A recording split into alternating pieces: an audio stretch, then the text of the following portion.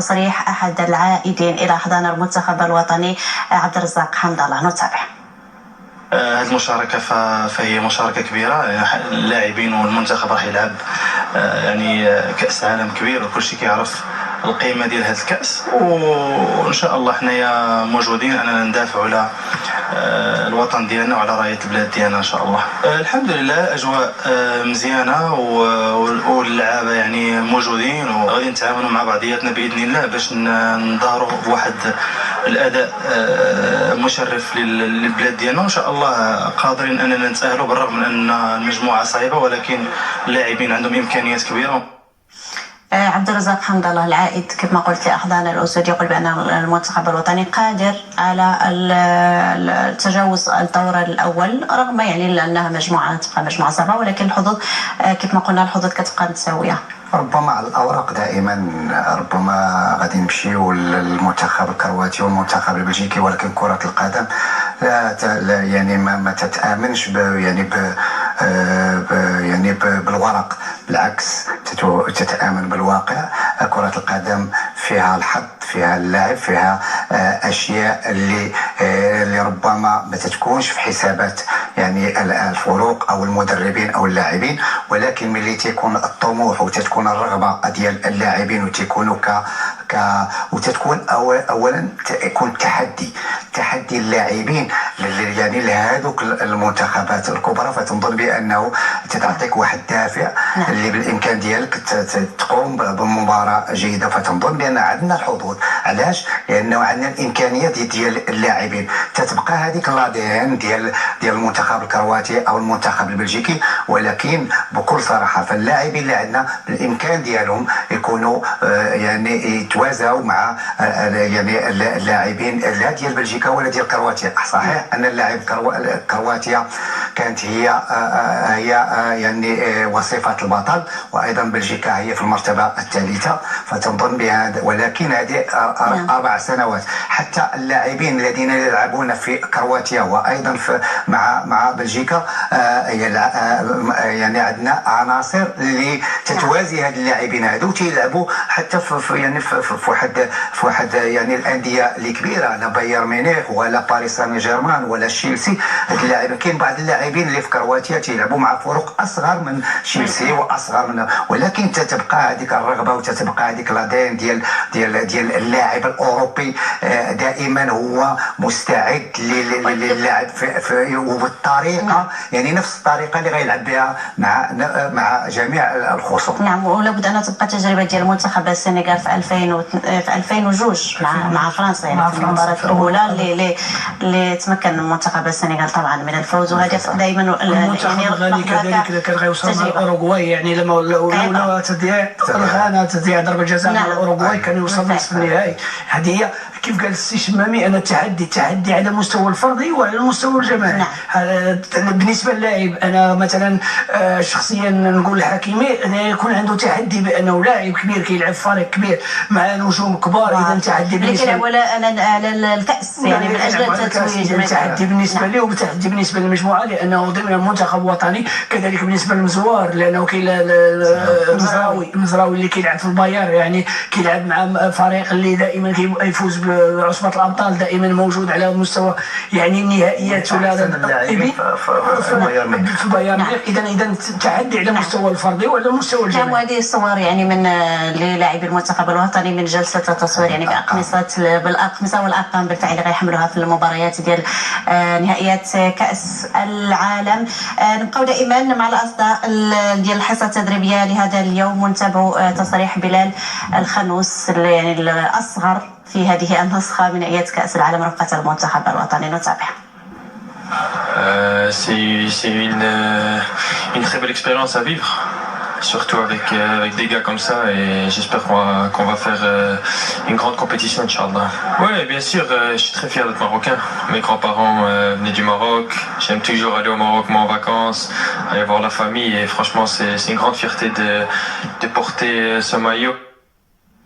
طبعا لابد ان يكون فخور بحمل القميص الوطني، وخصوصا يعني في هذا المحفل العالمي في اول تجربه له. هو صغير سن يعني 18 سنه، كما قلت يعني مستقبل زاهر. نعم. بالنسبه للكره الوطنيه، كره القدم الوطنيه، وفخور بانه مغربي، وقال بانه كيجي يعني يشوف العائله ديالو في المغرب في العطال اللي كياخذ. يعني شرف لنا حنا كنشوفوا بحال اللاعبين شباب، وخصوصا الجاليه المغربيه يعني خارج ارض الوطن، دائما ما يكون عندهم اولاد بحال هادو اللي يشرفوا كره القدم الوطنيه ويلعبوا في انديه كبيره على المستوى الاوروبي ولا المستوى العالمي.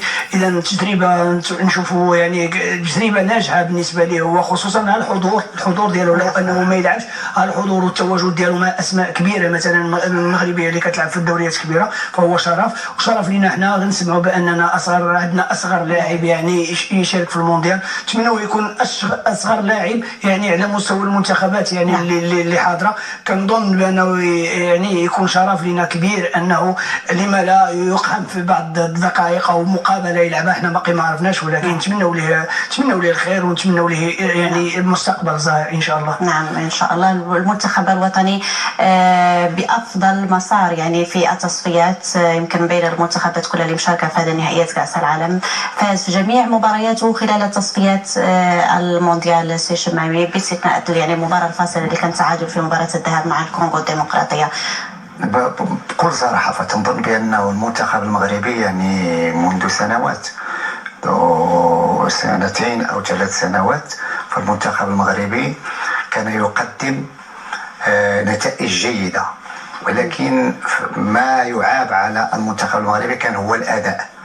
وهذا الأداء هذا يعني كان لازم باش يكون هذا الأداء يكون أحسن. علاش؟ لأنه عندنا لاعبين جيدين. المسار ديال المنتخب المغربي كان مسار جيد بكل صراحة.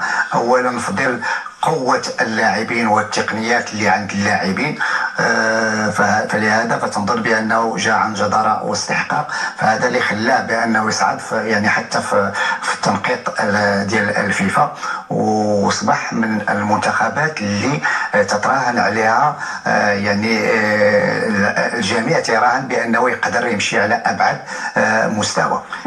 لعب واحد الطريقة.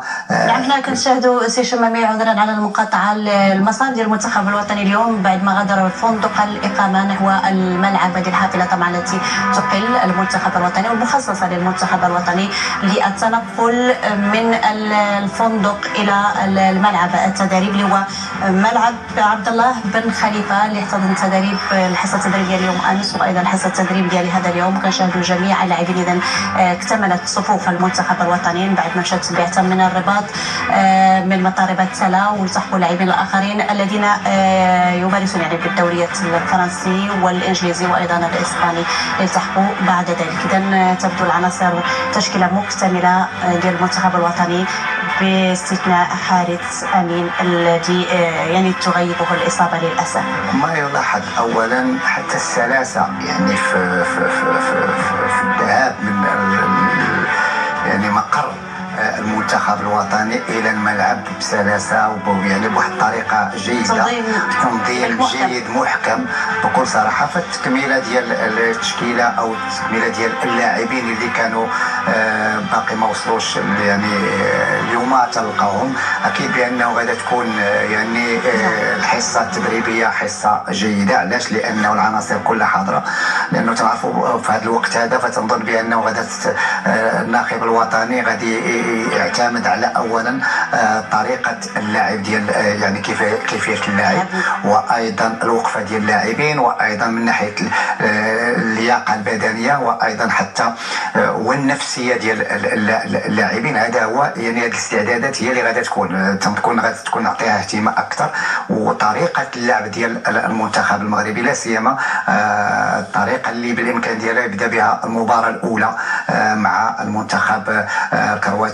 صحيح ما غاديش يبين طريقه كامله مع المنتخب الجورجي، لانه باش ما كرواتيا ما يقراش يعني الفكر ديال الناخب الوطني، ولكن يعني الاوراق مفتوحه بالنسبه للمنتخبات بجوج. لانه صحيح ان يمكن كرواتيا ما عندهاش علم كيفيه طريقه اللعب ديال الكراكي، ولكن عندها تنعرفوا دابا قراءه لي فيديو هذه تتوصل لك اي كبيره وصغيره. ولكن اللاعبين اللي موجودين يعني في المنتخب الوطني اكيد بانهم لعبوا مع لاعبين كروات ولاعبين يعني تيشطوا في اوروبا، يعني اوراقهم مفتوحه. وكما قال املاح فتنظن بانه لو لعبنا كيف نعم السي شمامي، لا سمعتي لي نكملوا الافكار ديالك بعد لحظات قبل تنستقبلوا الضيوف لان كينتظرونا عبر تطبيق سكايب من قطر الزميل محمد زقار وايضا هشام جدران واطار وطني في قطر. نبدا مع زميل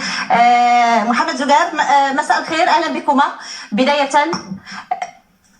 مساء الخير، تحيه لك الاخت سهام والسي شمامي جاري سماره وكذلك السي حسن ابراهيم اللي ماشي تقريبا 30 عام هذه من واحد ديبلاسمون مع وداد ديال الطو. انت شفتي اليوم السي زقار. سي جدران مساء الخير، كتسمعنا جيدا؟ سي تسمعكم. جو سالو، تنسلم عليكم كثير وعلى خويا الشمامي وحسن ابراهيم. هذه فرصه جميله، وصديقي العزيز الاخ الزقار، هي فرصه طيبه للتواصل وفرصة سعيدة لنا أيضا. نبدأ معك سي زقار. إذن على بعد 5 أيام كيف تبدو جاهزية دولة قطر لاحتضان هذا الحدث العالمي؟ أنت تعيش بقطر يعني منذ سنوات، يمكن عشتي الفترة ديال الاستعداد. فعلا الاخت سهام تقريبا 10 ديال السنوات في قطر، ولكن اول مره جيت قطر كنت محظوظ في 2010 في الوقت اللي تعلن على الاستضافه ديالهم كاس العالم. جيت في واحد الوقت اللي مازال البنيه التحتيه ماشي في واحد المستوى اللي هو كبير. كتعرفوا بان قطر منذ 1996 راهنوا على جوج ديال الاشياء اللي هي كبيره، الاعلام والرياضه. يعني ما كاينش شي بطوله في الرياضه ما نظموها شيء. بطولات العالم ديال العاب القوى، الملاكمه، السباحه، كره اليد، كل شيء باستثناء الالعاب الاولمبيه اللي جايين لها في الطريق ان شاء الله، ممكن غتكون في الثلاثينات ديال هذه الالفيه هذه.